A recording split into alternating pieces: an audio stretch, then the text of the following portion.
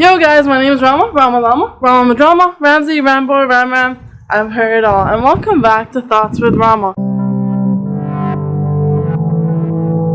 So it's a little gloomy today. I hope you guys can see me alright. It also looks like it's about to rain really soon, so hopefully I don't get wet while making this video. Alright guys, so last time we talked about why do we have egos? Like, why does our psychology create egos for ourselves? And I hope we can agree that we create egos for two reasons. One, it's a way for our psychology, our purest form, to protect ourselves from the external world. And two, it's who we think we are. It's this persona that we develop based off what we do and based off what we've experienced. So now one might ask the question, why is it so great to have an ego? Like, what's so great about an ego? Think about it this way: if your ego is basically who you think you are, then you can think yourself to be anyone and you will become that person. For example, suppose you want to be a doctor one day, or suppose you want to be an entrepreneur, or suppose you want to be a dancer. You develop the mentality of a dancer or an entrepreneur or whatever it is for you to be able to become like that person and then maybe eventually reach your goal. I mean, that's why we have a lot of books that are like, how to be an entrepreneur. One of the books I hear the most about is actually The 7 Habits of Highly Effective People. So these kinds of books, they're not only meant to help you, but they're actually giving you a perspective. They're giving you a mentality. And sometimes if you choose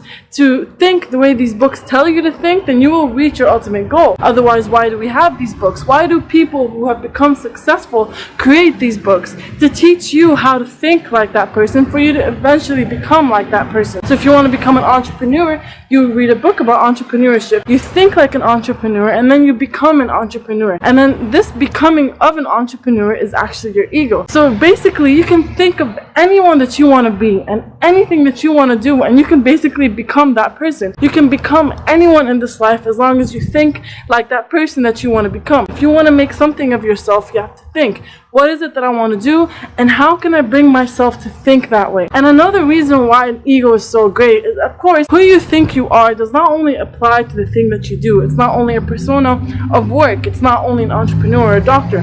It's also your personality traits. So for example, if you think to yourself, oh, I'm such a mean person, then you're going to be a mean person. If you think to yourself, oh, I'm so trustworthy, then you will be trustworthy because you will subconsciously convince yourself to think that way. Actually, one day I opened Google and I was like, how do I become a better person? And I was like, what do I do? Like, how am I supposed to think to be considered, like a good person? And then I was like, okay, hold up. Let me look up some value. And I was like, all right, well, there's, trustworthiness, there's, being nice, there's loyalty, there's all these things. I was like, okay, Mom, I'm like, what do you do now? Okay, what does a trustworthy person do? And I was like, okay, a trustworthy person, when someone tells them something, they don't go around and tell the world, or they don't necessarily, like, you keep promises and you do all these things. And I'm like, okay, Rama, you know what? From now on, whenever someone trusts you with something, you're going to become a trustworthy person. But I was just kind of analyzing myself and analyzing the things that I was doing and the things that I wasn't doing, and basically just setting some basis for who I am as a person. So I basically thought of all the personality traits that I wanted to be, and I eventually became that person by learning how to think that way. Does that make sense? So the idea here is that it's good to sometimes step back and see what you think of yourself.